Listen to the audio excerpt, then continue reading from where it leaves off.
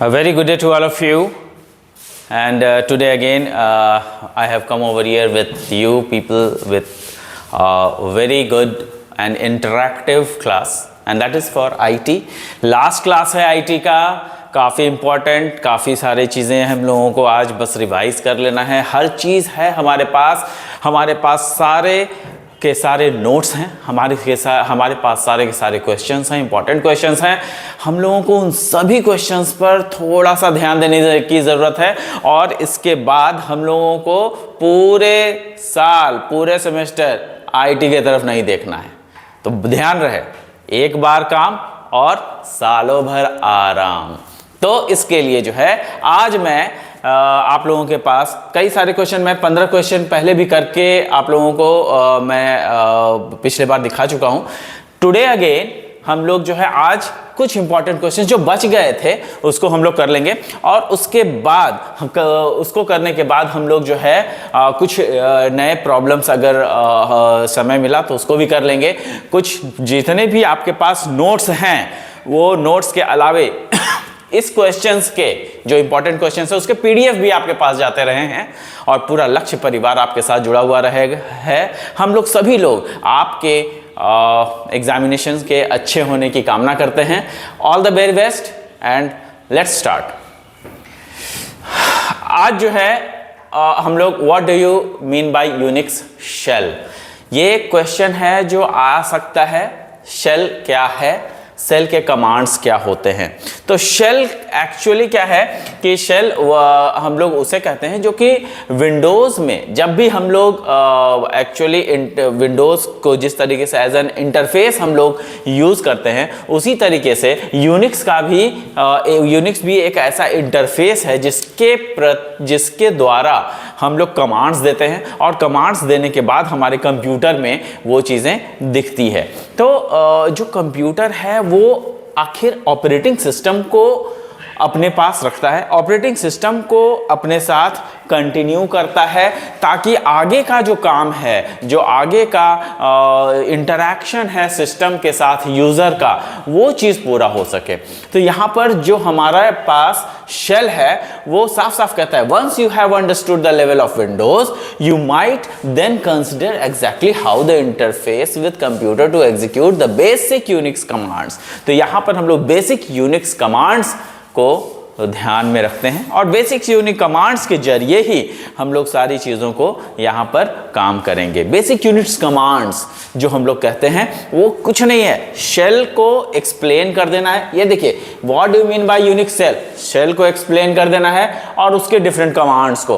तो सारे कमांड्स तो हम लोग लिख नहीं सकते, तो कैसे आप लोग जज करोगे कितना कमांड लिखना है? It depends upon question marks, means उस क्वेश्चन का मार्क्स कितना है। अगर मान लिया कि वो 4 नंबर का क्वेश्चन है तो यूनिक्स को तो हम लोग डिफाइन कर देंगे, शेल को डिफाइन कर देंगे, और कम से कम 4 कमांड डाल देंगे। अगर वो 6 नंबर का है तो यूनिक्स को डिफाइन करेंगे, 6 कमांड डाल देंगे। तो ये सारी चीज़ें हम लोगों को करनी है। यहाँ पर देखिए, हम लोग क्या करते हैं कि जो शेल प्रोग्रामिंग है उसमें क्या करते हैं कि कुछ ऐसे बेसिक्स यूनिक कमांड्स डालते हैं जिसके चलते कई सारे काम हो पाते हैं। एग्जाम्पल में हम लोग देखेंगे कि यहाँ पर है, सबसे पहले हम लोग देखते हैं SH जो कमांड्स हैं, वो देखिएगा यहाँ पर SH कमांड है, यहाँ पे देखिए SH कमांड है। SH क्या करता क्या है? ये शेल प्रोग्रामिंग का जो कमांड्स है वो काफ़ी इंपॉर्टेंट कमांड है। इसमें जो है कुछ फीचर्स हैं जो बेसिक फीचर्स हो सकते हैं, वो उसमें इंक्लूड किए गए हैं शेल के लिए। मतलब इस शेल में जो द बेसिक यूनिक्स शेल, जिसको कि बॉन्ड शेल भी कहते हैं, जिसमें कि काफ़ी कम फीचर्स हैं, मतलब इसके कमांड्स कम हैं। तो ये जो डिफरेंट SH है, SH क्या है? एक ऐसा एक कमांड है जिसके जरिए हम लोग यूनिक्स शेल में काम कर पाते हैं, लेकिन इसमें काफ़ी कम फीचर्स हैं। दूसरा CSH है। CSH क्या होता है? CSH में हम लोग क्या करते हैं कि इसमें C प्रोग्रामिंग कर सकते हैं। जैसे SH है तो SH आपका क्या हो गया? कुछ कमांड्स से रिलेटेड हो गए। लेकिन अगर CSH लिखते हैं तो CSH जैसे ही हम लोग लिखेंगे, इसका मतलब यह है कि जो CSH है वो पूरा का पूरा C से रिलेटेड, मतलब यहां पे देखिए C प्रोग्रामिंग के कमांड आपको शो करेंगे। यहां पर क्या होगा, C प्रोग्रामिंग्स का कमांड जो है वो शो हो जाएगा। TCSH, वहीं पर TCSH अगर करेंगे तो C को थोड़ा और इंप्रूव किया गया और उसके बाद TCSH का प्रयोग, जो कि एक्सटेंडेड एडवांस्ड C जिसको बोलते हैं, वो सारी चीजें यहां पे इंक्लूड की गई हैं। इसके बाद देखिएगा कि पहले SH था, उसमें क्या ऐड हुआ, CSH ऐड हो गया, उसमें क्या ऐड हुआ, T ऐड हो गया। मतलब T क्या है, एक्सटेंशन के लिए T को हम लोग लिखते हैं, तो TCSH यहां पर हो गया। अब यहां पर TCSH के बाद क्या है, बैश, BASH। BASH कुछ नहीं है बल्कि जो आपका TCSH है और आपका जो पहला वाला कमांड था SH, इन दोनों को मिला करके एक नया कमांड तैयार कर दिया गया। तो यहां पे जो है वो TCSH के रूप में आ गया। तो यहां पर हम लोग कुछ नहीं करेंगे, यही चारों चीजों को लिख देना है, कोई काम नहीं करना है, इन चारों चीजों को एक्सप्लेन कर देना है, खत्म हो गया शेल। इसके बाद शेल में और कुछ नहीं। तो यही एक क्वेश्चन जो है इसमें आ सकता है कि what do you mean by shell and write its commands. तो यहाँ पे 4 ही कमांड है, तो मार्क्स जितने भी हो, 6 नंबर हो 4 नंबर हो, इसमें यही 4 लिखेंगे, इसके अलावा इसमें और कुछ नहीं करना है। ठीक है, आगे देखिए, कुछ ये 4 चीज तो हो गए, ये 4 फीचर्स हो गए। अब कुछ उससे रिलेटेड जो कमांड्स हैं, एग्जांपल्स हैं, वो हम लोग दे सकते हैं। जैसे यहाँ पे कैट फाइल है ना, CD है। कई बार ये इन चीज़ों को हम लोगों ने डिस्कस किया है। कैट फाइल किस लिए होता है, प्रिंट करने के लिए होता है।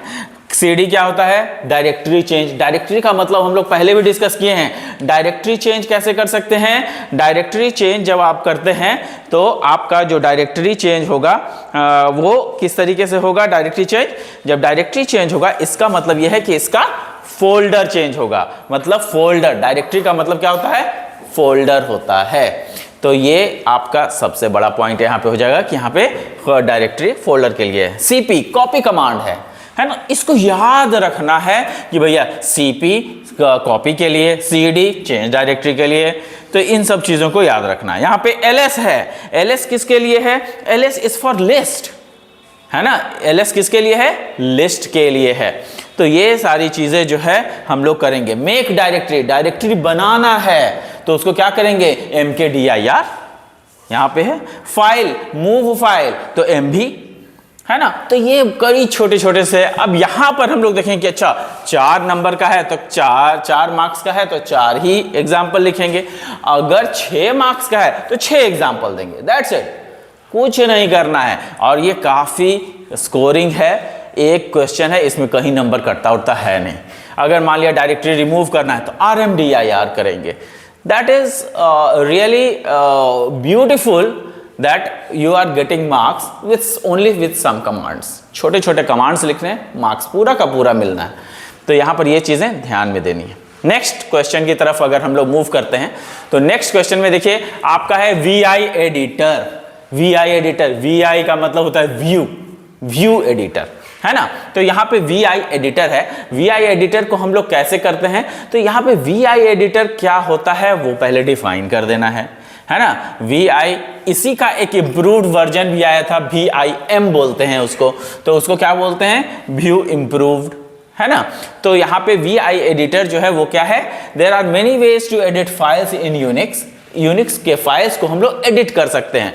कैसे, तो एडिटर की मदद से करेंगे। अरे भाई, अगर कुछ एडिटर होगा तो उसको एडिट करने के का ही काम करेगा ना। अगर एडिट करने का काम कर रहा है तो उसके लिए एडिटर कौन सा है, VI एडिटर है, व्यू एडिटर जिसको कि बोलते हैं।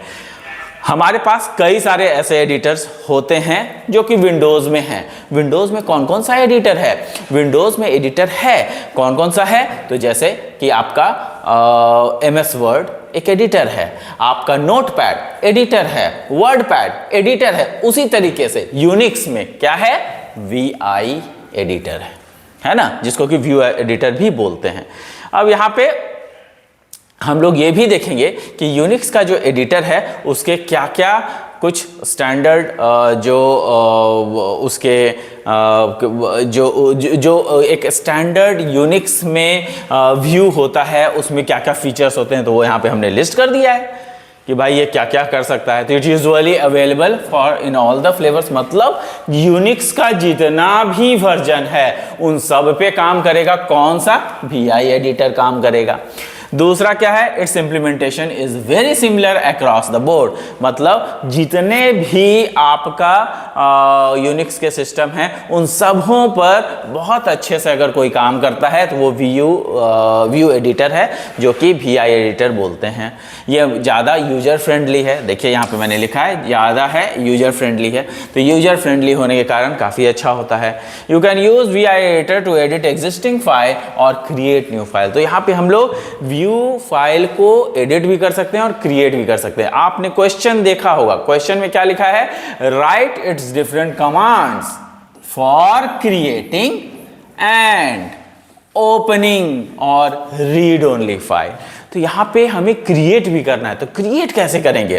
क्रिएट करने के लिए यहां पे देखिएगा हमारे पास क्या है? Creating a new file. तो VI और फाइल नेम जैसे ही लिखेंगे क्रिएट होना शुरू हो जाएगा। तो इसका जो एडिशन, जो अगर क्रिएशन हम लोग करना चाहते हैं तो क्रिएट्स अ न्यू फाइल, किसके कारण? VI file name. अगर VI फाइल नेम करेंगे तो वो हम लोग उसमें क्रिएट कर देंगे। दैट्स इट, हमें ज्यादा कुछ नहीं करना है। VI R फाइल नेम है तो रीड ओनली के लिए R लग गया, रीड ओनली बन गया, है ना। उसी में आप आगे देखिएगा तो जो व्यू फाइल नेम है opens an existing file in the read only mode. अब ये रीड ओनली मोड में क्या करेंगे? व्यू कर देंगे। मतलब केवल 3 ही है, VI file name, VI R file name और view file name. It's very least, बहुत ही कम, बहुत ही छोटा सा चीज है और पूरा का पूरा आपका VI एडिटर खत्म, कुछ है ही नहीं। कंप्यूटर्स और आपका जो IT है इसमें स्कोरिंग, बहुत स्कोरिंग है और बहुत मार्क्स इसमें आते हैं। थोड़ा सा लिखना होता है, पता होना चाहिए कि हमें क्या लिखना है। इट्स नॉट मैथमेटिक्स कि आप पूरा का पूरा जो है मैथ्स बनाए जा रहे हो। यहाँ पे कुछ नहीं करना है, रट्टू मल की तरह है, केवल और केवल कमांड्स लिख दो, खत्म कहानी, कुछ करने की जरूरत नहीं है। तो इतनी इजी चीजें हैं तो आप नंबर कैसे छोड़ सकते हो, है ना। तो मार्क्स तो इस पे आना ही आना है भाई। कंफर्म VI एडिटर कर लो, एक क्वेश्चन कंफर्म।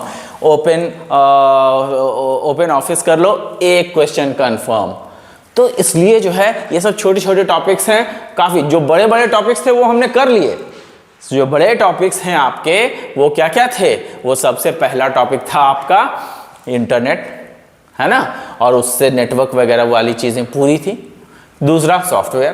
तो ये दोनों ही जो बड़े टॉपिक्स थे वो हम लोगों ने कवर अप कर लिया। अब बस छोटे छोटे टॉपिक्स हैं। ओपन ऑफिस हो गया, फिर इसके बाद HTML प्रोग्रामिंग, अभी हम लोग करेंगे, HTML प्रोग्रामिंग भी करेंगे।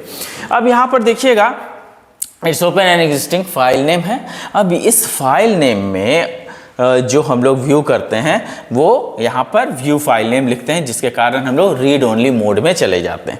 तो जनरली आप देखिएगा कि VI R फाइल नेम और व्यू फाइल नेम दोनों में सिमिलैरिटीज हैं। दोनों में एग्जिस्टिंग जो एग्जिस्ट करता है उसी फाइल को रीड ओनली मोड में खोल देता है। तो दोनों ऑलमोस्ट एक ही चीज है। अगर 2 भी आप लिखते हैं काम हो गया, लेकिन तीनों लिख दीजिएगा, ठीक है। नेक्स्ट क्वेश्चन की तरफ मूव करते हैं। यहाँ पे यूनिट 3 आ गया है, आपके लिए HTML है। HTML की चीज़ों को हम लोगों को ध्यान में रखना है कि कैसे HTML काम करता है। जब पूछा जाएगा कि व्हाट इज एन HTML, उसके कुछ बेसिक टैग बताइए। यहाँ पे मैंने क्वेश्चन लिखा हुआ है, explain HTML with its 5 basic tags. तो यहां पर जब HTML और 5 बेसिक टैग्स लिखा हुआ है, अगर इसको हम लोग देखते हैं तो मतलब क्या है? HTML को एक्सप्लेन कर देना है, उसके 5 टैग को लिख देना है। अब HTML में क्या लिखेंगे ऐसा? भाई HTML क्या क्या करता है? वेब पेज बनाता है, ऑब्वियसली वेब पेज बनाता है। वेब पेज किसको बोलते हैं? इलेक्ट्रॉनिक पेज को बोलते हैं। तो वेब पेज क्या बनेगा, कैसे बनेगा? तो ये आपका HTML के जरिए बनेगा। कैसे बनेगा? तो टैग्स को यूज करके बनेगा, है ना।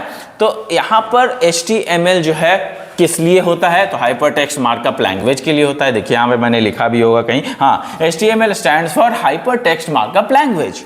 An HTML file is a text file containing small markup tags। तो ये सब इसके फीचर्स हैं। ये HTML को डिफाइन नहीं करना है बल्कि उसके फीचर्स को लिख देना है, काम खत्म, है ना। यहां पर हम लोगों ने HTML को डिफाइन किया है। The main markup tags tells the web browser, क्योंकि ये जो मार्कअप टैग्स होते हैं यही ब्राउजर को बताते हैं कि हमें पेज को किस तरीके से डिस्प्ले करवाना है। और अगर हमने ये चीजें सीख ली कि भैया डिस्प्ले कैसे करवाना है, इसका मतलब यह है कि हमने आधी चीजें कर ली, है ना। अब यहाँ पे देखिएगा कि HTML टैग्स को फिर हमने एक्सप्लेन किया है। यहाँ पे HTML टैग्स को अगर हम एक्सप्लेन कर रहे हैं तो उसमें क्या डालेंगे हम लोग? HTML टैग्स में क्या क्या कर सकता है? Tags are used to markup HTML elements. HTML tags are surrounded by characters, ऐसा वाला होता है ना, हम लोग लेस देन और ग्रेटर देन को यूज़ करते हैं। तो उस लेस देन और ग्रेटर देन के अंदर जो भी चीज़ लिखेंगे वो टैग कहलाता है ना। यहाँ पर जैसे देखिए टैग बी, जो भी टैग ओपन किया जाता है उसी टैग से उसको क्लोज भी किया जाता है। And it is very evident कि जितना भी खुलता है उन सारे जितने भी टैग्स को हम लोग ओपन करते हैं उन सारे को क्लोज भी करना है। कुछ इसमें अपवाद भी हैं, जैसे BR टैग, है ना, line break tag. Line break tag को हम लोग बंद नहीं करते हैं, तो BR टैग उसमें एक्सेप्शंस है ना। HTML tags are not case sensitive. Case sensitive नहीं है ये। अगर ये वाला B लिखा है और इससे ये वाला B लिखा है, दोनों एक ही है, दोनों को अलग अलग नहीं मानना है ना। The text between the start and the end tags is the element content. अगर स्टार्ट और एंड टैग के नीचे अगर जो भी हम लिखते हैं, उसके बीच में जो भी लिखते हैं, वो सब क्या है? वो सब के सब आपके टैग्स ऐसे टैग्स हैं जिसके बीच में हमारे एलिमेंट्स होते हैं, है ना। तो अब देखिएगा कि हमने क्या क्या एक्सप्लेन कर दिया। HTML को एक्सप्लेन कर दिया, HTML टैग को एक्सप्लेन कर दिया। अब उसके बाद करना क्या है? बस 5 टैग लिख दीजिए कोई भी। HTML क्या करता है? HTML डिफाइन करता है। बॉडी क्या करता है? बॉडी को डिफाइन करता है। सो ऑब्वियसली कितनी सिंपल सी चीज़ें हैं। HTML क्या करता है? HTML डॉक्यूमेंट को डिफाइन करेगा। बॉडी क्या करेगा? डॉक्यूमेंट बॉडी को डिफाइन करेगा। उसमें डॉक्यूमेंट्स हम लोग जो बॉडी का डॉक्यूमेंट होता है उसी में हम लोग सारी चीज़ों को डालते हैं। H1 to H6 क्या होता है? हेडर के लिए यूज होता है। साइज को बड़ा से छोटा करते हैं। इसमें ध्यान रखने वाली ये बात है कि जो H1 टैग होता है, जो H1 जो है वो सबसे आपका बड़ा टैग होता है, H6 सबसे छोटा टैग होता है। तो यहाँ पे ये ध्यान देने वाली बात है कि H1 सबसे बड़ा, H6 सबसे छोटा। और फिर इसको जो है हम लोग करके भी देख लेते हैं, है ना। तो यहाँ पे P जो है पैराग्राफ के लिए यूज होता है, BR लाइन ब्रेक के लिए यूज होता है, HR जो है हॉरिजॉन्टल लाइन के लिए यूज होता है। तो मैंने यहाँ पे काफी सारे बता दिए हैं। उतने सारे चीजों को आपको नहीं करना है, केवल 5 कर लेना है। एग्जाम टाइम है, बहुत ज्यादा दिमाग में चीजें नहीं रखनी है। चुपचाप से HTML body, H1 P BR, ये 5 टैग लिख दो, खत्म कहानी। बस हो गया ये क्वेश्चन आपका। उसके बाद नेक्स्ट क्वेश्चन की तरफ मूव करते हैं हम लोग। Differentiate between HTML and CSS।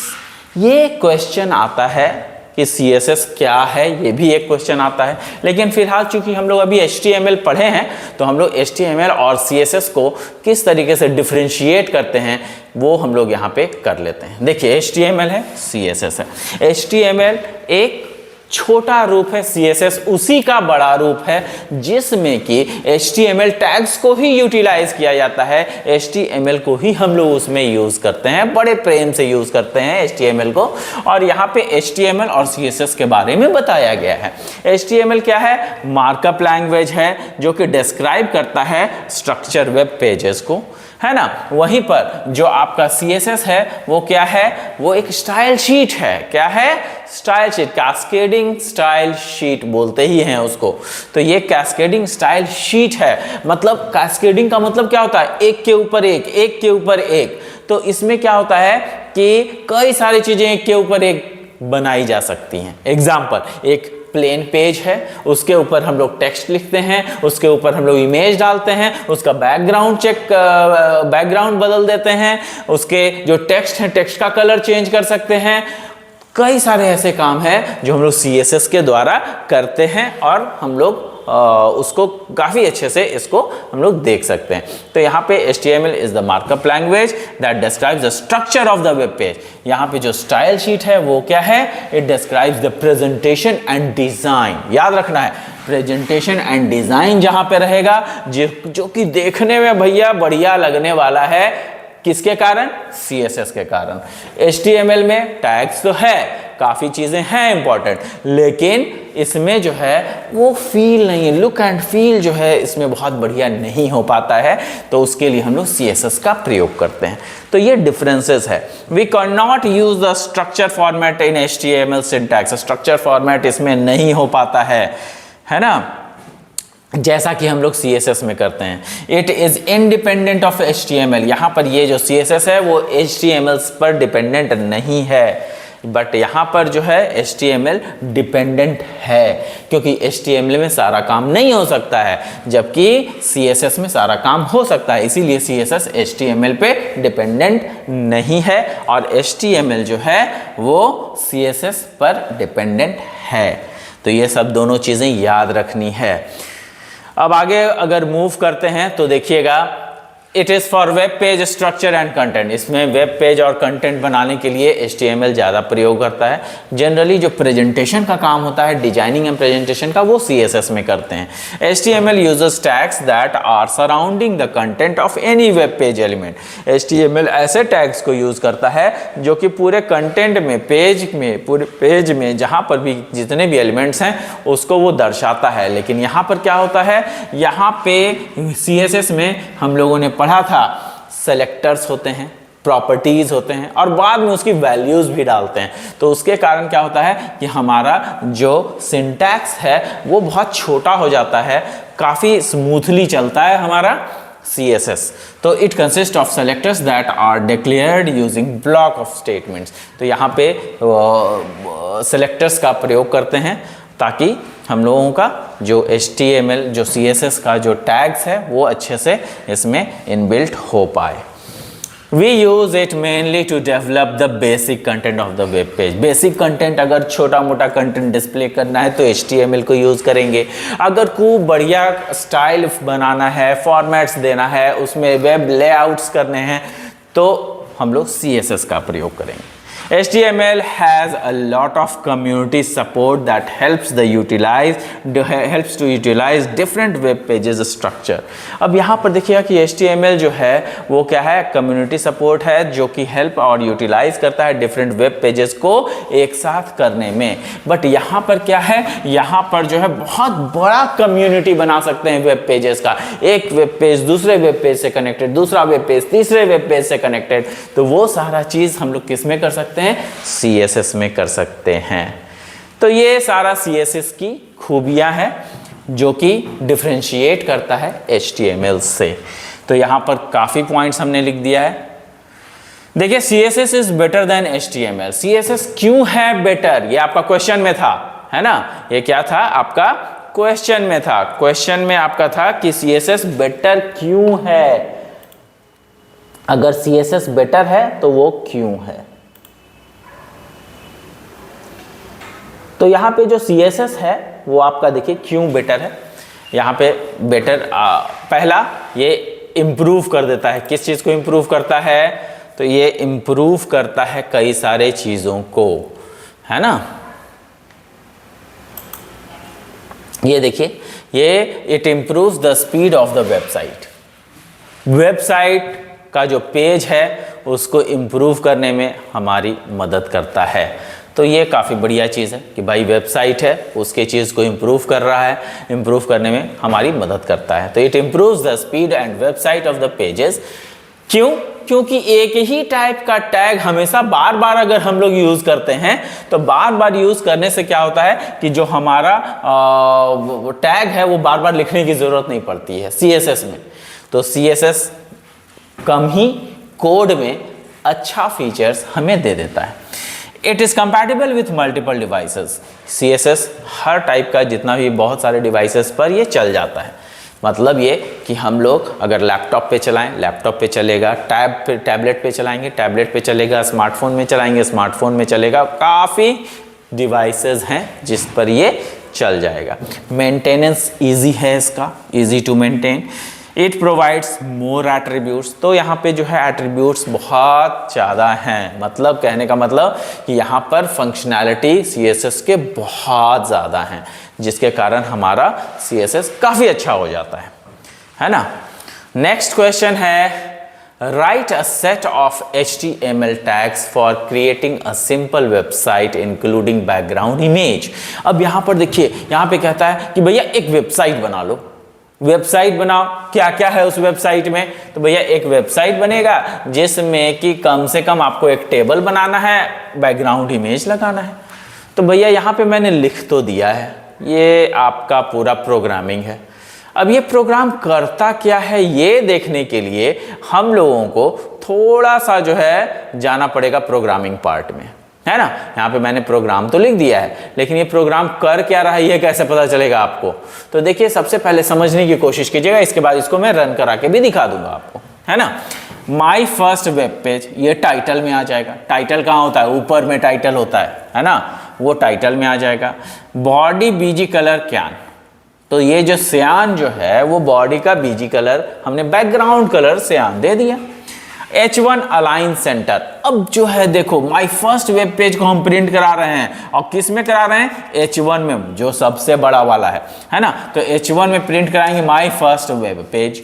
अब माय फर्स्ट वेब पेज को लिखिएगा H1 में, हम लोग उसमें H1 में और उसमें डाल रहे हैं क्या? स्टाइल डाल रहे हैं, कलर उसका रेड कर रहे हैं, है ना। तो H1 जो है एक और दूसरा H1 हमने लिया जिसमें कि हम लोग हेलो वर्ल्ड IMSK, तो ये चीज जो है प्रिंट होनी है। अगर हम लोग इसको प्रिंट करते हैं, इसका मतलब ये है कि जो मेरा फर्स्ट वेब पेज है वो उसका साइज और हेलो वर्ल्ड IMSK इन दोनों का साइज एक ही होगा। क्यों? क्योंकि दोनों H1 से है। अब H3 में जैसे ही जाएंगे तो इसका साइज थोड़ा कम हो जाएगा, लेकिन उसमें हम लोगों ने क्या लगाया है? स्टाइल लगाया है। ये CSS का थोड़ा बहुत इस्तेमाल भी किया है इसमें।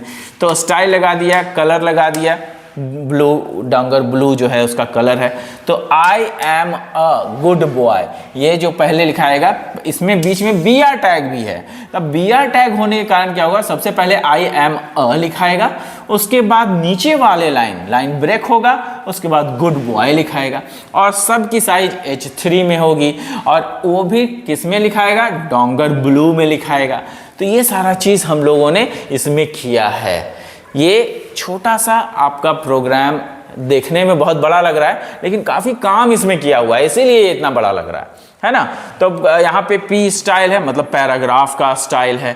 पैराग्राफ का स्टाइल में क्या करना है? Medium C green, my name is Saurav Kumar. जितना भी चीज़ हम लोग इसमें लिखेंगे वो सारा कुछ इसमें जाएगा और पैराग्राफ में लिखाएगा, और जितना कुछ पैराग्राफ में लिखाएगा उसका कलर क्या होगा? Medium C green. तो ये सारी चीज़ें इसमें होंगी। इसको समझाने की मैं कोशिश कर रहा हूँ, और इसी में कहता भी क्या है कि यहाँ पर आपका सिंपल वेबसाइट बनाना है जिसमें कि इमेज को भी इंक्लूड करना है। अब इमेज को इंक्लूड करना है और टेबल को इंक्लूड करना है। तो भैया टेबल को कैसे इंक्लूड करेंगे? लो, टेबल को इंक्लूड कर दिया। यहाँ पे हेड, टाइटल, HTML। देखो यहाँ पे बैकग्राउंड भी यूज़ किया है हमने। बैकग्राउंड का कलर जो है वो हम लोग बदल दिए। किसका बदले हैं? Background colour. यहाँ पे देखिएगा, ध्यान देने वाली बात है कि यहाँ पर जो हम लोग टेबल का बैकग्राउंड है वो बदल रहे हैं। तो टेबल का बैकग्राउंड कैसे बदलेंगे? तो भैया यहाँ पर जो टेबल हम लोग यूज़ करेंगे, तो टेबल बैकग्राउंड जो है वो तो आपका टाइटल में जाएगा, लेकिन यहाँ पे बॉडी के अंदर टेबल का जो बॉर्डर है उसको चेंज कर रहे हैं। तो बॉर्डर कलर जो है वो ग्रीन होगा, ठीक है, लेकिन जो उसका बीजी कलर है, उसका बैकग्राउंड कलर है, वो येलो होगा। इसको हम लोग रन करके भी अभी देखेंगे, कोई दिक्कत नहीं है। आगे देखिए कि क्या है कि यहाँ पर देखो हमने क्या किया है, टेबल हेडर लगाया, टेबल बना रहे हैं ना, तो टेबल का भी मैंने क्या किया, बॉर्डर केवल सेलेक्ट किया है और उसका बैकग्राउंड कलर सेलेक्ट किया है। अब हम लोग टेबल के अंदर जो टेबल हेडर है उसको TH से डिनोट करते हैं। तो TH में स्कूल आ जाएगा, फिर TH में हाई स्कूल आ जाएगा, फिर यहाँ पे TH में कॉलेज आ जाएगा। मतलब स्कूल, हाई स्कूल, कॉलेज, 3 तरह का यहाँ पर क्या बनेगा, यहाँ पर हेडिंग बनेगा। देखिए मैं आपको इसको दिखाऊंगा अभी। अब यहाँ पर देखिए टेबल के डेटा के अंदर TD टेबल डेटा होता है ना। तो उसमें रो स्पैन जो है वो किस तरीके से चलेगा, तो रो 1 सेल 1, फिर यहाँ पे रो 1 सेल 2, मतलब कि रो 1 ही है, उसी में सेल 1 को क्रिएट किया गया, फिर सेल 2 को क्रिएट किया गया। तो यहाँ पर बड़े अच्छे से हम लोगों ने टेबल का क्रिएशन किया है सेल 1 और सेल 2 की मदद से। यहाँ पे फिर TR लिख रहे हैं, मतलब टेबल रो बना रहे हैं। टेबल रो दूसरा रो है, तो यहाँ पे टेबल रो में रो 2 चला जाएगा, फिर सेल 2 सेल 3, है ना। इसको हम लोग सेल 1 सेल 2 भी लिख सकते हैं, कोई दिक्कत नहीं है, क्योंकि रो चेंज हो गया है ना। TR फिर टेबल रो, अब ये तीसरा रो है, उसमें हम लोग क्या कर रहे हैं, ये TR इसमें हम लोग यहाँ पे TD टेबल डेटा डाल रहे हैं। किस में डाल रहे हैं, तो थर्ड वाले रो में डाल रहे हैं, सेल 1 में। तो ये आपका टेबल क्रिएशन का पूरा टेबल को क्रिएट कर दिया गया है। अब यहाँ पर बात है कि टेबल हो गया, लेकिन आपने तो सर लिखा था यहाँ पे इमेज भी लगाना है। यहाँ पे देखिए क्वेश्चन में इमेज लगाने की भी बात हो रही है। इमेज कैसे लगाएंगे, तो इमेज लगाने का सिंपल फंडा है, एक लाइन है इमेज सोर्स, है ना। यहाँ पे देखिए हमने इमेज सोर्स लगा दिया, और जहां पर भी आप इमेज को रखे हैं उसका पाथ दे देना होता है। यहाँ पे पाथ हमने दे दिया, आपका हो गया ये। तो ये पूरा का पूरा आपका क्या हो गया, पूरा का पूरा आपका ये HTML का पूरे प्रोग्रामिंग हो गई, खत्म। पूरा का पूरा नंबर ले जाइए, कोई दिक्कत नहीं है। अब इसको कैसे चलाएंगे, कैसे तो कैसे चलेगा वो चीज़ मैं आपको दिखाने वाला हूँ।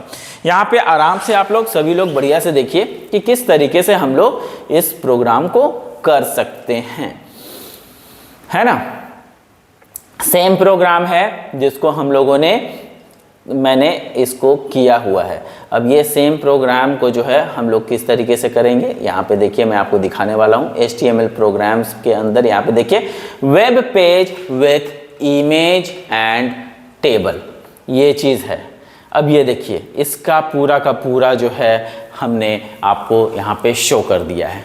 यहाँ पर देखिए हमने क्या किया है, मैंने कहा था माय फर्स्ट वेब पेज। सबसे पहले तो यहाँ पे टाइटल आ गया है, फिर my first web page H1 का जहाँ पे प्रयोग किया गया था, आप देखिए एकदम दोनों साइमल्टेनियसली मैं आपको दिखा रहा हूँ, दोनों चीज़ों को दिखा रहा हूँ। देखिए यहाँ पर जो है जो प्रयोग हुआ है एकदम साइमल्टेनियसली, देखिए माय फर्स्ट वेब पेज, यहाँ पे माय फर्स्ट वेब पेज का प्रयोग हुआ है। Body BG colour cyan. अब बीजी कलर किसका बीजी कलर, तो यहाँ पे देखिएगा कि जो बीजी कलर है ये वाला कलर, यहाँ पे बैकग्राउंड कलर है ये, इसका कलर हमने श्यान दिया हुआ है ना।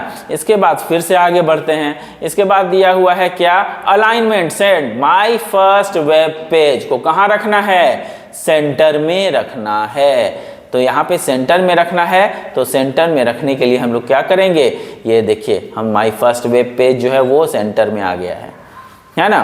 क्यों आ गया सेंटर में, क्योंकि माय फर्स्ट वेब पेज को हमने एज ए टाइटल तो प्रयोग किया, और उसके बाद जब हम लोग उसको प्रयोग कर रहे थे, माय फर्स्ट वेब पेज को लिख रहे थे किसके अंदर, बॉडी के अंदर, तो यहाँ पे H1 का प्रयोग किया गया और साथ में अलाइनमेंट का भी प्रयोग किया गया। अलाइनमेंट क्या करता है, अलाइनमेंट आपका सीधा साधा सामने से आपको दिखाता है कि भैया ये हमारा अलाइनमेंट है, और ये अलाइनमेंट कैसा है, तो बीच में है, सेंटर में रखना है। स्टाइल है कलर रेड, मतलब H1 दूसरा H1 है, उसमें हमने स्टाइल क्या डाल दिया, स्टाइल जैसे ही लिखेंगे इसका मतलब उसका जो टेक्स्ट है उस पे काम कर रहे हैं। अब टेक्स्ट पे काम जब करेंगे तो उसका कलर रेड होना चाहिए। Hello world I am SK, तो ये चीज़ हम लोग देखेंगे कि कैसा है। देखिए रेड कलर का hello world I am SK, ये चीज़ें पूरी दिख रही है ना। अब उसके बाद हम लोगों ने देखा यहाँ पे देखिए लिखा हुआ है my name is Saurav Kumar. अब my name is Saurav Kumar है इसका मतलब है कि उसको हमने पैराग्राफ में कहीं लिखा है। यहाँ पे देखिए H3 का प्रयोग किया गया, कलर डोंगर ब्लू, आई एम, है ना, गुड बॉय, ये भी चीज़ें लिखी गई है। तो अब H3 में I am a good boy भी लिखा हुआ है, ये कहाँ पर आएगा? तो अब देखो यहाँ पे I am a good boy लिखा हुआ है, ये आपका ब्लू कलर में डोंगर ब्लू का दिया हुआ है, तो यहाँ पे आ गया। उसके नीचे है my name is Saurav Kumar, तो ये पैराग्राफ में आ जाएगा। तो पैराग्राफ में लिखने के लिए हम लोग यहाँ पर प्रयोग किए हैं किस चीज़ को? P, style, colour medium, my name is Saurav Kumar. तो ये सारा चीज़ें हम लोगों ने किया है। अब देखिए यहाँ पर आगे जब हम लोग बढ़ते हैं तो क्या है, पैराग्राफ के अंदर ही welcome to the first page, I am writing this page as a text, इसमें जो चीज़ भी हम लोग पैराग्राफ के अंदर डालेंगे वो चीज़ यहाँ पे प्रिंट हो जाएगा। अब देखिए वही चीज़ यहाँ पे प्रिंट भी हो गया, welcome to my first web page, I am writing this page using text editor and plain old HTML। तो ये सारी चीज़ें मैंने लिखी थी तो वो यहाँ पे अपीयर हो गया। नेक्स्ट आप देख रहे होंगे कि जो यहाँ पर बॉर्डर है, ये जो टेबल है, ये टेबल बनाया गया है, बॉर्डर उसकी ग्रीन है, ये जो बॉर्डर बनी हुई है उसकी ग्रीन बॉर्डर बनाई गई है। तो अब ये ग्रीन बॉर्डर कैसे आता है? तो ये ग्रीन बॉर्डर आने के लिए हम लोग क्या करते हैं, हम लोग उसको देखते हैं कि ये टेबल जब हम लोग बनाते हैं उस टेबल के जरिए हम लोग देखते हैं कि यहाँ पे टेबल कैसे बन रहा है। तो यहाँ पर जो टेबल बनाया है ये देखिए वहाँ पर दे दिया गया है टेबल का बॉर्डर 1, बॉर्डर कलर। अब यहाँ पर देखिएगा टेबल का बॉर्डर 1 है, तो इसका मतलब टेबल का बॉर्डर वहाँ पे दिया गया है। किस कलर का है? तो ग्रीन कलर का है। उसका बैकग्राउंड कलर क्या है? तो येलो है। तो आप देखेंगे कि जो टेबल का बैकग्राउंड कलर है वो येलो है और उसका जो बॉर्डर कलर है वो क्या है? ग्रीन है। तो ये दोनों ही चीज़ें टेबल को क्रिएट करता है। टेबल कैसे क्रिएट होता है ये मैं बता चुका हूँ आप लोगों को पहले भी कई बार, तो वो सारी चीज़ें यहाँ पर दी गई है।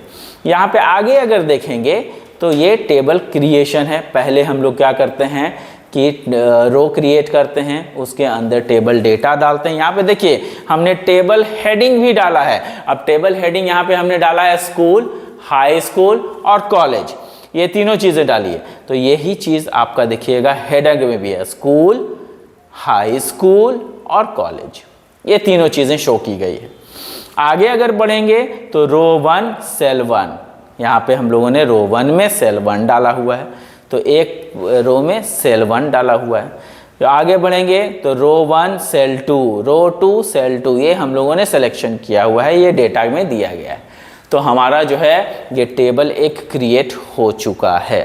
तो जो क्रिएट होगा यहाँ पे स्कूल, हाई स्कूल की जगह जो नाम लिखना चाहेंगे वो हम लोग लिख सकते हैं, कहीं कोई इश्यू नहीं है। लास्टली हमारे पास बच गया इमेज। तो इमेज के लिए हमने क्या किया है? सो देखिए इमेज के लिए हमने क्या किया है, इस इमेज के लिए हम लोगों ने एक सिंपल सा लाइन लिखा है इमेज सोर्स। और क्या किया गया है, इमेज सोर्स को डाल दिया हमने किसके लिए? इस पर्टिकुलर लाइन को जो हम लिख रहे हैं इमेज सोर्स के लिए, वो सीधा से सीधा हम लोगों ने क्या किया है, पाथ दिया है। इमेज कहाँ पर है वो चीज़ें यहाँ पर हमने एक्सप्लेन की है। तो इमेज ये कहाँ पर है, एफ ड्राइव में, स्टडी फोल्डर में, सौरव द कंप्यूटर गुरु के अंदर, इसमें फर्स्ट और सेकंड सेमेस्टर में डाला हुआ है। ये देखिए इमेज डाला हुआ है, यहाँ पे दिखा देते हैं आपको हम। ये देखिए यहाँ पर इमेज डाला हुआ है, पिक्सेल्स फोटो कहाँ डाला हुआ है भाई? तो दिस पीसी के अंदर, इंपॉर्टेंट डॉक्यूमेंट्स के अंदर, स्टडी के अंदर, सौरव द कंप्यूटर के अंदर, फर्स्ट सेकंड सेमेस्टर के अंदर, HTML प्रोग्राम्स के अंदर, वो चीज़ें मैंने रखी है। वो एक फ़ोटोग्राफ मैंने यहाँ पे रखा हुआ है। अब इस फोटोग्राफ को इंक्लूड करने के लिए हमने ये प्रोग्रामिंग की, और ये प्रोग्रामिंग की तो इमेज सोर्स दिया, और जो भी हमारा पाथ है उसको इज इक्वल टू करने के बाद हम लोग इसको क्या करेंगे, इसको पूरे के पूरे जो पाथ है इसको हम लोग इन्वर्टेड कोमा के अंदर डाल देंगे। और इन्वर्टेड कोमा के अंदर जैसे ही जाएगा हमारा पूरा का पूरा पिक्चर आ जाएगा। जैसे एग्जाम्पल में यहाँ देखिए ये देखिए, ये आपका हमारा पिक्चर आ गया है। ठीक है, तो हमारे पास जो वेबसाइट बना वो क्या बन गया, एक माय फर्स्ट वेब पेज बना। उसके अंदर हमने कई सारे चेंजेस किए, हमने बैकग्राउंड कलर डाला, टेबल बनाया, इमेज को डाल दिया। 100% नंबर ले जाइए, ख़त्म। तो इसका मतलब है कि थोड़ा सा हमें इम्प्रूवमेंट करना होगा प्रोग्रामिंग फील्ड में। थोड़ी बहुत चीज़ें देख ली होंगी, किस तरीके से HTML टैग्स काम करते हैं और कहाँ कहाँ पर कौन सी चीज़ें हमें लगानी। तो ये सारी चीज़ें हैं। चलिए we will move to the next question. Next question की तरफ चलते हैं। तो नेक्स्ट क्वेश्चन में देखिएगा, तो यहाँ पर क्या है, what do you mean bye CSS। CSS मैंने अभी कहा था कि CSS का वाला भी क्वेश्चन एक है इंपॉर्टेंट। तो what do you mean bye CSS, explain it's different style rules. तो यहाँ पर जो हम लोग प्रयास कर रहे हैं वो किस लिए कर रहे हैं कि भैया CSS है क्या और उसके डिफरेंट स्टाइल रूल्स क्या हैं। तो CSS एक कास्केडिंग स्टाइल शीट है जो कि हमने यहाँ मेंशन किया हुआ है। अब उसके बाद यहाँ पे क्या है कि जनरली CSS को रेफर किया जाता है, कास्केडिंग स्टाइल शीट को लिखा जाता है CSS के द्वारा। और CSS में हम लोग क्या कर सकते हैं, कलर ऐड कर सकते हैं, टेक्स्ट ऐड कर सकते हैं, स्टाइल यूज़ कर सकते हैं, स्पेसिंग यूज़ कर सकते हैं, पैराग्राफ में स्पेसिंग बना सकते हैं, कॉलम्स बना सकते हैं, टेबल क्रिएट कर सकते हैं, बैकग्राउंड इमेजेस लगा सकते हैं। कई सारे काम जो है हम लोग CSS के द्वारा कर सकते हैं। यहाँ पे CSS is easy to learn and understand, but it provides a powerful control over the presentation of an HTML document। मतलब जो HTML डॉक्यूमेंट है उसको बहुत बढ़िया करने के लिए जो है हम लोगों को क्या करना पड़ेगा, इस पूरे के पूरे जो CSS में जो दिया गया है उन सब टैग्स को यूटिलाइज करना पड़ेगा। तो ये सारी चीजें हैं, है ना।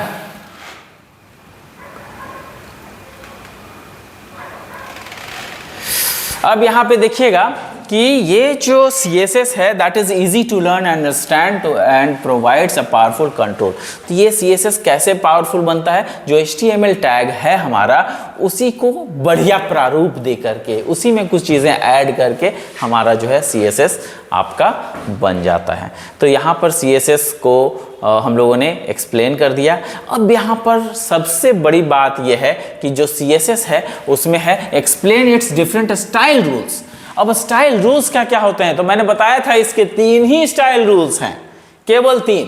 सबसे पहला है आपका जो ये होता है CSS के जो पेजेस होते हैं उसमें हम लोग इस्तेमाल करते हैं। CSS में जो है क्या क्या जैसे प्रॉपर्टीज़ हो गया, वैल्यू हो गया, उसके सेलेक्टर्स हो गए। तो सेलेक्टर्स, प्रॉपर्टीज़ और वैल्यू, ये तीनों मेन चीज़ें हैं, उन चीज़ों को एक्सप्लेन करना है। लेकिन जब CSS को एक्सप्लेन कर रहे हैं तो उस पर एडवांटेजेस भी उसके ऐड कर देते हैं हम लोग, है ना। तो CSS क्या कर सकता है, CSS सेव्स टाइम।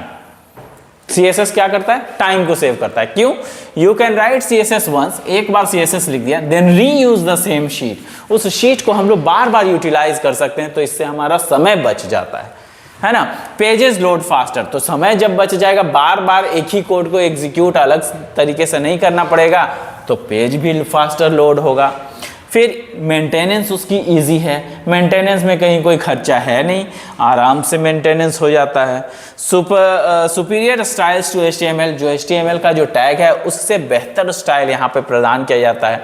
तो ये सारे की क्या हैं, ये सारे आपके फीचर्स हैं, है ना। मल्टीपल डिवाइस कंपैटिबिलिटी, जो CSS है वो मैंने अभी भी बताया कि CSS हमारे मोबाइल में चल जाएगा, लैपटॉप में चल जाएगा, कंप्यूटर में चल जाएगा, हमारे जो टैबलेट हैं उसमें चल जाएगा। कई सारे जगहों पे CSS जो है आसानी से चल सकता है, मतलब हर एक डिवाइसेस से कंपैटिबिलिटी बनाता है। Global web standards, global web standards क्या है, मतलब ये कि इसकी जो डिपेंडेंसी है वो सीमित नहीं है, ग्लोबली हर जगह इसको रिकमेंड किया गया है और CSS को यूटिलाइज किया जाता है। तो ये ग्लोबल स्टैंडर्ड्स होता है, ठीक है। अब यहाँ पर देखिएगा style rules, CSS comprises of style rules. यहाँ पे स्टाइल रूल्स का प्रयोग किया गया है। स्टाइल रूल्स हैं क्या क्या, स्टाइल रूल्स देखिए, सेलेक्टर, प्रॉपर्टीज और वैल्यू, ये तीनों ही चीजें हैं जो कि सेलेक्टर क्या करता है, हमें क्या करना है उसको सेलेक्ट करता है।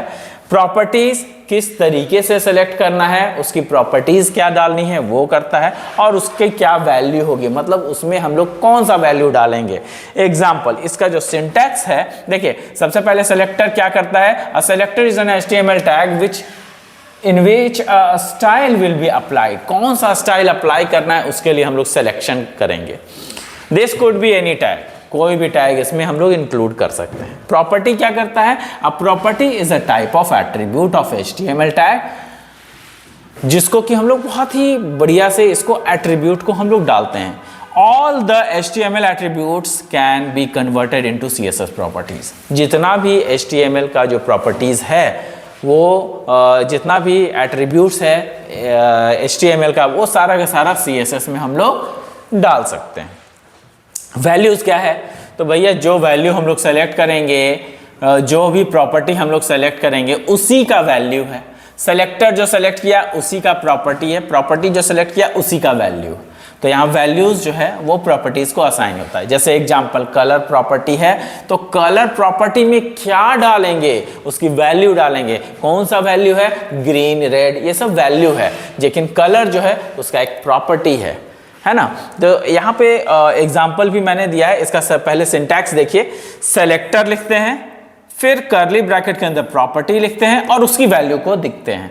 तो यहाँ पे हम लोगों ने उस तरीके से उसको एक प्रोग्रामिंग में भी लिख करके मैंने बताया है। एग्जाम्पल, यहाँ पर एक CSS का एग्जाम्पल है जिसमें कि आप बैकग्राउंड कलर दे रहे हैं लाइट ब्लू, है ना, लाइट ब्लू दिया, और उसके बाद H1 H3 कलर है ग्रीन, मतलब H1 और H3 जो आपका क्या होगा, हेडिंग होगा। कुछ H1 और H3 टेक्स्ट के लिए यूज करते हैं ना, तो टेक्स्ट होगा जिसका कि कलर क्या आएगा, ग्रीन आएगा। H2 का कलर रेड आएगा, मतलब H1 और H3 का ग्रीन है लेकिन H2 अलग कलर है ना। सब टेक्स्ट को हमने क्या किया, अलाइन सेंटर कर दिया है ना। अब इसके बाद पैराग्राफ लिखना शुरू किया, तो ये जो हमारा दिख रहा है देखिएगा, बॉडी है, तो ये बॉडी हो गया आपका सेलेक्टर, जबकि बैकग्राउंड कलर जो हमने दिया है ये हो गया प्रॉपर्टी, और उस बैकग्राउंड कलर में हमने लाइट ब्लू दिया है, ये हो गया उसका वैल्यू। तो हमारे पास जब भी CSS लिखते हैं तो तीनों चीज यूटिलाइज हो जाता है। सबसे पहला सेलेक्टर, दूसरा प्रॉपर्टीज और तीसरा वैल्यू, ये तीनों ही चीजें यहाँ पे यूटिलाइज हो रही हैं। तो यहाँ पे अब नेक्स्ट हम लोग चले H1, टेक्स्ट के लिए यूज करते हैं, तो H1 हो गया क्या, H1 हो गया आपका सेलेक्टर, कलर हो गया प्रॉपर्टी, ग्रीन हो गया वैल्यू। वहीं पे यहाँ पे H2 हो गया सेलेक्टर, कलर हो गया प्रॉपर्टी, रेड हो गया वैल्यू। वहीं पर P यहां पर हमने सेलेक्ट किया, तो P क्या हो गया, देखिएगा हमेशा कर्ली ब्रेसेस का यूज हो रहा है, कर्ली ब्रेसेस ही यूज होता है CSS में। तो CSS में जो कर्ली ब्रेसेस हैं, आपसे ये कई बार ऑब्जेक्टिव में भी पूछा जाता है कि आखिर कर्ली ब्रेसेस में ये क्या यूज हो रहा है। तो कर्ली ब्रेसेस में क्या होता है, आपका जो पैराग्राफ है उसको यूज करते हैं, और पैराग्राफ में जो कर्ली ब्रेसेस है वो CSS में यूज होता है। P हो गया आपका क्या, पैराग्राफ के लिए जो कि सेलेक्टर, फॉन्ट फैमिली ये हो गया आपका प्रॉपर्टी, और वर्धना ये क्या है, ये आपका टेक्स्ट का वैल्यू है। तो कौन सा टेक्स्ट यूज करेंगे, वर्धना। यहीं पे टाइम्स न्यू रोमन भी यूज कर सकते हैं, वहीं पर इस वर्धना के जगह पर हम लोग कैलिबरी भी यूज कर सकते हैं, जो हम लोग दे देंगे वो यूज हो जाएगा। तो उस तरीके से यहाँ पर एक आपका CSS का एग्जाम्पल यहाँ पर हमने दिया हुआ है, जिसमें कि कई सारे, इसको हम लोग क्या कर सकते हैं, इसको भी हम लोग रन करा सकते हैं, है ना। इसको भी अगर चाहें तो हम लोग रन करा सकते हैं। देखिए रन करा के भी दिखा देता हूँ CSS का।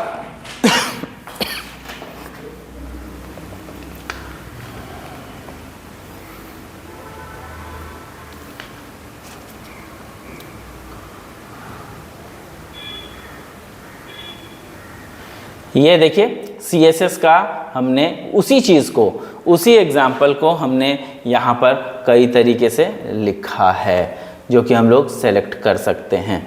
तो यहाँ पे CSS एग्जाम्पल दिया हुआ है, इस चीज़ को हमने यहाँ पे लिखा हुआ है। देखिए माय फर्स्ट CSS एग्जाम्पल, जो कि आपको मैंने यहाँ पे दिखाया था। माय फर्स्ट CSS वही सेम प्रोग्राम है जो हमने लिखा है। यहाँ पे देखिए आपका जो मैंने लिखा है वो मैं दिखा देता हूँ कि किस तरीके से हमने लिखा था, वो चीज़ें यहाँ पे कैसे आएंगी। ये देखिए बैकग्राउंड कलर कौन सा है, लाइट ब्लू। सबसे पहले बैकग्राउंड कलर हमने दिया लाइट ब्लू। लाइट ब्लू आपका बैकग्राउंड कलर दिख रहा होगा, है ना। अब उसके बाद देखिए हमने क्या किया है, यहाँ पे H1 और H3 लिखा है, कलर उसका ग्रीन होना चाहिए H1 और H3 का, और टेक्स्ट अलाइन सेंटर होना चाहिए। तो अब H3 और H1 देखिए, H3 और H1 दोनों ग्रीन कलर का है कि नहीं है।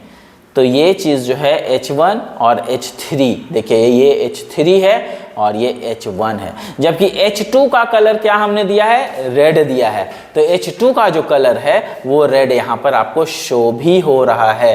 ये देखिए यहाँ पर H2 का कलर है, H2 कलर रेड है, और यहाँ पर टेक्स्ट अलाइन सेंटर हमने किया हुआ है, यहाँ पर फॉन्ट फैमिली वर्धना किया हुआ है, साइज दिया हुआ है 20px। तो ये सब सारा चीज़ हमने एक्सप्लेन कर दिया। अब उसमें लिखना क्या है वो नीचे में हमने एक्सप्लेन किया है। कैसे, H1 में देखिए माय फर्स्ट CSS एग्जाम्पल, तो जो कि यहाँ पे माय फर्स्ट CSS एग्जाम्पल आपको दिख रहा होगा। नेक्स्ट में आप जब जाएंगे तो यहाँ पर है आपका my first semester polytechnic, H1 के लिए यूज हो रहा है। तो यहाँ पे माय फर्स्ट सेमेस्टर पॉलिटेक्निक वो भी H1 है, और दोनों H1 को हमने ग्रीन रखा था, ये याद होना चाहिए। तो यहाँ पे H1 ग्रीन भी है। याद होगा आपको कि H2 को हमने रेड रखा था, तो H2 यहाँ पे रेड भी है ना। अब H2 में क्या है, आई लव माई कंट्री, तो ये चीज़ H2 में आया है। जबकि H3 में क्या है, आई लव माई इंडिया, तो I love my India H3 में मतलब उससे थोड़ा सा छोटा फॉन्ट होगा। देखिए आई लव माई इंडिया का। तो this is all about CSS। तो ये एक CSS प्रोग्राम है जो कि हमने आपको करके दिखाया है, और काफ़ी सारी चीज़ें यहाँ पर जो है बिल्कुल, हालांकि आपको वहाँ पे प्रोग्रामिंग करनी नहीं है, बट यहाँ पर आपको समझाने के लिए, एक्सप्लेन करने के लिए, ये सारी चीज़ों को एक्सप्लेन करने के लिए मुझे यहाँ पे दिखाना ज़रूरी था। तो गाइज ये आपका क्वेश्चन इंपॉर्टेंट है, ये सब देख लीजिएगा। अब हम लोग बढ़ते हैं यूनिट 4 में। यूनिट 4 जो ओपन ऑफिस है, ओपन ऑफिस के लिए जो है ओपन ऑफिस ऑर्गेनाइजेशन है, और इसको हम लोग कर सकते हैं अभी। तो what do you mean by open office organization, इसी को OOO कहा जाता है। क्या कहा जाता है, OOO। तो OOO जो है वो क्या होता है, ओपन ऑफिस ऑर्गेनाइजेशन होता है। ये क्या होता है ओपन ऑफिस ऑर्गेनाइजेशन, हम लोग क्यों यूज करते हैं, तो भैया हम लोगों के पास क्या है, विंडोज है, और हमारे पास जब विंडोज है तो उसमें हम लोग MS ऑफिस का प्रयोग करते हैं। जिस तरीके से MS ऑफिस का प्रयोग करते हैं वहीं यूनिक्स में हम क्या करेंगे, यूनिक्स में हम ओपन ऑफिस का प्रयोग करेंगे। ओपन ऑफिस का जब हम लोग प्रयोग करेंगे तो ओपन ऑफिस में हम लोग का सिमिलर चीजें होती है जो MS ऑफिस मतलब माइक्रोसॉफ्ट ऑफिस में जो चीजें होती है उसी का सिमिलर चीज यहां पर अवेलेबल है। अब क्या अवेलेबल है सो देखेंगे। यहां पर जो अवेलेबिलिटी है वो देखिए, माइक्रोसॉफ्ट जो आपका ऑफिस है, माइक्रोसॉफ्ट ऑफिस, उसमें होता है MS Word, MS Excel, MS PowerPoint. यहां पर भी होता है MS वर्ड के जैसा, यहां पर जो होता है वो है आपका राइटर। MS एक्सेल के जैसा यहां होता है कैल्सी। इम्प्रेस के जैसा यहां पर, वहां पर होता है पावर पॉइंट प्रेजेंटेशन, और यहां पे होता है इम्प्रेस। तो चीजें बिल्कुल सिमिलर है और काम भी सिमिलर है। केवल यह है कि ऑपरेटिंग सिस्टम अलग होने के कारण वहां पर हम लोग विंडोज का इस्तेमाल नहीं कर सकते हैं, विंडोज़ की चीज़ों को इस्तेमाल नहीं कर सकते हैं। तो वहाँ पर विंडोज़ की जो चीज़ है वो है माइक्रोसॉफ्ट ऑफिस, जो कि हम लोग उसमें इस्तेमाल नहीं कर सकते हैं। तो क्या इस्तेमाल करेंगे हम लोग, ओपन ऑफिस ऑर्गेनाइजेशन को इस्तेमाल करेंगे। और ओपन ऑफिस ऑर्गेनाइजेशन में जो इम्प्रेस होता है वो कैसा होता है, वो पावर पॉइंट के जैसा होता है है ना। ड्रॉ क्या होता है भैया, यहाँ पे ग्राफिक्स ड्रॉ किए जाते हैं, काफ़ी सारे चीज़ें जो है जो कि हम लोग कह सकते हैं कि जो ग्राफ्स होते हैं, जो चार्ट्स बनाते हैं, वो सब सारा काम हम लोग ड्रॉ में कर सकते हैं। इसके बाद देखिएगा डेटाबेस के लिए हम लोग यहाँ पे बेस यूज करते हैं, जबकि वहाँ पर माइक्रोसॉफ्ट ऑफिस में माइक्रोसॉफ्ट एक्सेस का प्रयोग करते हैं। यहाँ पर डेटाबेस है।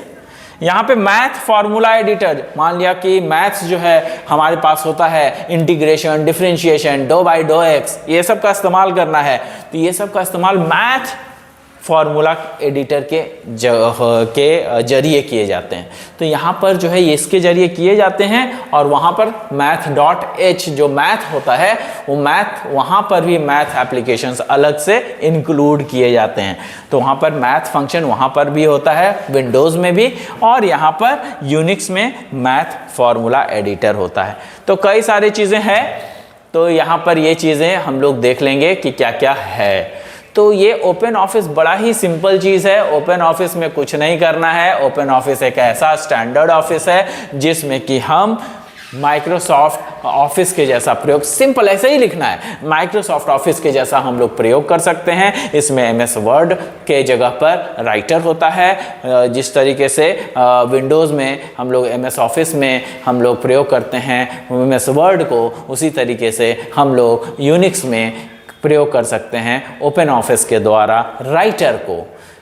एक्सेल की जगह यहाँ पर क्या होता है, यहाँ पर एक्सेल की जगह कैल्सी का प्रयोग करते हैं।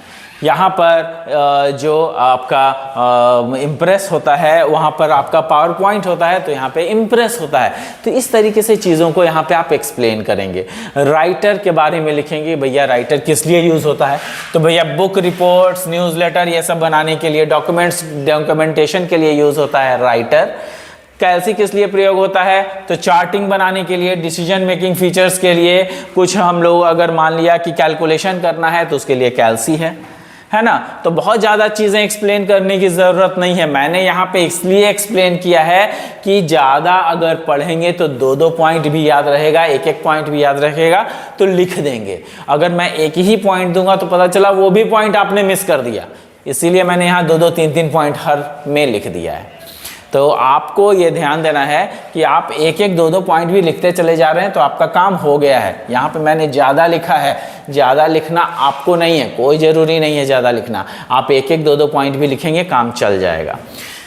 ठीक है, यहाँ पर देखिएगा इम्प्रेस है जो कि आपका पावर पॉइंट प्रेजेंटेशन के लिए होता है। तो उसी तरीके से सारी चीज़ों को मैंने यहाँ पे एक्सप्लेन कर दिया है। ठीक है, आगे देखिएगा तो यहीं पर मैंने एक और भी चीज़ बताया है कि ओपन ऑफिस का एडवांटेजेस क्या है, what are the advantages of OOO। तो ओपन ऑफिस ऑर्गेनाइजेशन का जो एडवांटेजेस है वो यहाँ पर हमने लिखा है। तो बाकी सारी चीज़ें छोड़िए, केवल पॉइंट्स याद रखिए। भैया लाइसेंस फीस नहीं लगता है, ओपन ऑफिस ओपन सोर्स है, सबके लिए फ्रीली अवेलेबल है ना। गवर्नमेंट ने इसको फ्री कर रखा है ओपन ऑफिस को, तो उसमें लाइसेंस फीस नहीं लगता है, जबकि एमएस ऑफिस में लगता है। एमएस ऑफिस को हमें खरीदना पड़ता है, ये ध्यान रखना है। ठीक है, दूसरी चीज़ है ओपन सोर्स। ओपन सोर्स हमें अगर उसमें कोई, इस सॉफ्टवेयर में अगर हमें कोई मॉडिफिकेशन की ज़रूरत है तो हम मॉडिफाई कर सकते हैं, जबकि ये ओपन सोर्स है इसीलिए मॉडिफाई कर सकते हैं, जबकि हम लोग एमएस ऑफिस में कोई मॉडिफिकेशन नहीं कर सकते हैं। ठीक है, क्रॉस प्लेटफॉर्म क्या होता है, कई सारे अलग अलग हार्डवेयर हैं, अलग अलग ऑपरेटिंग सिस्टम हैं जिस पर कि हमारा ओपन ऑफिस चल जाता है। तो ये एडवांटेजेस है। जैसे मान लिया किसी के पास विंडोज़ है एज आपका जो ऑपरेटिंग सिस्टम है, किसी के पास मैक है, किसी के पास एप्पल वाला मैकिंटॉश है, एप्पल वाला लैपटॉप है, तो उस पर भी चल जाएगा, विंडोज़ पे भी चल जाएगा। उस पर नहीं तो आपके पास स्मार्टफोन है, उसमें आप एमएस ऑफिस नहीं डालते हो लेकिन ऑफिस का छोटा मोटा टूल्स डालते हो, उस पर भी चल जाता है। तो ये सारी चीज़ें जो है क्रॉस प्लेटफॉर्म कहलाती हैं। ठीक है, एक और है extensive language support. Extensive language support कहने का मतलब है कि करीबन बहुत सारे लैंग्वेजेस में हमारे पास ओपन ऑफिस अवेलेबल है। ओपन ऑफिस को चलाने के लिए हमारे पास कई सारे अवेलेबिलिटी हैं। जैसे एग्जांपल में कि हमारे पास जो अवेलेबिलिटी है वो हिंदी इंग्लिश के अलावे फ्रेंच स्पेनिश ये सब सारी लैंग्वेज को सपोर्ट करता है ओपन ऑफिस, जो कि MS ऑफिस भी करता है। ठीक है, तो ये सब सारे फीचर्स हैं। तो ये काफ़ी अच्छी चीज़ें हैं जो कि फीचर्स के दौरान हमें देखने को मिलती हैं। कंसिस्टेंट यूज़र इंटरफेस मतलब यहाँ पे जो है जितनी भी कंपोनेंट्स हैं वो लुक एंड फील बढ़िया देती है इसको जो आपका राइटर जो होता है, राइटर के जरिए हम लोग जो है ओपन ऑफिस में बढ़िया अगर हम लोगों को लुक एंड फील चाहिए तो वो चीज़ अवेलेबल है जिसको कि कहते हैं कंसिस्टेंट यूज़र इंटरफेस। इंटीग्रेशन मतलब बहुत सारे काम को ये एक साथ कर सकता है। हम लोग वर्ड में माइक्रोसॉफ्ट वर्ड का प्रयोग कर रहे हैं अगर, तो माइक्रोसॉफ्ट वर्ड के में हम लोग चार्टिंग का भी काम कर सकते हैं। मतलब उसमें हम लोग चार्ट का भी प्रयोग कर सकते हैं, मतलब कि कैल्सी का भी प्रयोग जो है एक दूसरे में कर सकते हैं। डॉक्यूमेंटेशन के दौरान जो है चार्टिंग का भी प्रयोग हम लोग कर सकते हैं। तो इसी को कहते हैं इंटीग्रेशन। जैसे मान लो कि आपके पास एक माइक्रोसॉफ्ट वर्ड है, तो उस माइक्रोसॉफ्ट वर्ड में अगर हम चाहेंगे कि भैया ना कैल्सी जो हमारे पास जो माइक्रोसॉफ्ट एक्सेल है उसका भी थोड़ा बहुत काम इसमें हो जाए, तो वो भी कर सकते हैं। तो इंटीग्रेटेड है ना, दोनों एक दूसरे को मदद करता है। तो यहाँ पे वो भी चीज़ें अवेलेबल है, यहाँ पे भी मदद मिलती है, तो उसी को इंटीग्रेशन कहते हैं। कुछ और है ग्रैनुलैरिटी। ग्रैनुलैरिटी क्या होता है कि ये जो है जितने भी चेंज आप इसमें डाल दो सारे के सारे इफेक्ट्स एक साथ अप्लाई हो जाते हैं, है ना। Options can be set component level even documents level. तो यहाँ पे जो डॉक्यूमेंटेशन होता है उसमें ये हेल्प करता है ग्रैनुलैरिटी। बहुत बड़ी बात नहीं है, इसको लिखने की ज़रूरत भी नहीं है। अगर थोड़ा बहुत समझ में आता है इट्स ओके, नहीं आता है मत लिखें, कोई दिक्कत नहीं है। आपको इतना याद रखना है कि 4 से 5 फीचर्स आपको डालने ही डालने हैं, है ना। फाइल कंपैटिबिलिटी है, मतलब कि ये कि यहाँ पर जो ओपन ऑफिस ऑर्गेनाइजेशन में जो फाइल बनता है वो ध्यान रखिएगा मैं जो बोल रहा हूं, ओपन ऑफिस ऑर्गेनाइजेशन में जो भी फाइल बनता है वो सारे फाइल्स जो है वो आपका क्रिएट करते रहते हैं हम लोग ओपन ऑफिस में। लेकिन अगर हम लोग चाहें तो उसको MS ऑफिस जो विंडोज का है MS ऑफिस में भी उसको ओपन कर सकते हैं, उसमें उसको खोल सकते हैं, कोई दिक्कत नहीं है। तो मतलब दोनों एक दूसरे के साथ कंपैटिबिलिटी रखते हैं। देखिए यहाँ पर PDF Flash export compatibilities as well as support for opening and saving files in many common formats including Microsoft Office। तो Microsoft Office को ये आराम से इंक्लूड करता है। हम लोग चाहें तो HTML या XML में भी इसको सेव कर सकते हैं, तो कहीं कोई दिक्कत नहीं है। ये बहुत ही बढ़िया आपका जो है, आपको केवल और केवल ये सब याद रखना है। फाइल कंपैटिबिलिटी तो अपने आप ही आप लिख दीजिएगा 2 लाइन, है ना। ग्रैनुलैरिटी तो उसके बाद आपको एक बार पढ़ लेना है, फिर उसके बाद अपने आप ही आपको उसमें लिख देना है, कहीं कोई बड़ी चीज़ें नहीं है। तो इसी के साथ आपका यूनिट 4 भी ख़त्म हो जाता है, बड़ी चीज़ें नहीं है इसमें। यूनिट 3 और यूनिट 4 HTML यूनिट 3 है और यूनिट 4 आपका ओपन ऑफिस है। एक लास्ट टॉपिक है जो कि है आपका unit 5 information security and best practices. तो इंफॉर्मेशन सिक्योरिटी की जो है वो क्वेश्चंस हमने आज मैं आप लोगों को बना दूंगा, अभी मैं आपको उसको भी दे दूंगा और वो आपको उसमें इंक्लूड हो जाएगा, जो आपका PDF फाइल है उसमें इंक्लूड हो जाएगा। अभी थोड़ा सा दिक्कत है, बना नहीं पाया मैं टाइम कम होने की वजह से, लेकिन आपको शाम तक ये मिल जाएगा। आज मैं संडे है तो छुट्टी का दिन है, तो आज जो है मैं इसको कंप्लीट करके और आप लोगों को प्रोवाइड करा देता हूँ।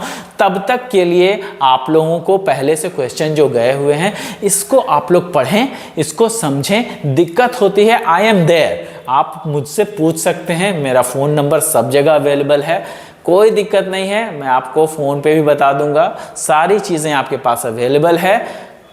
बढ़िया से उसको पढ़िए, बढ़िया लिखिए और उसके बाद इसको कंप्लीट कीजिए।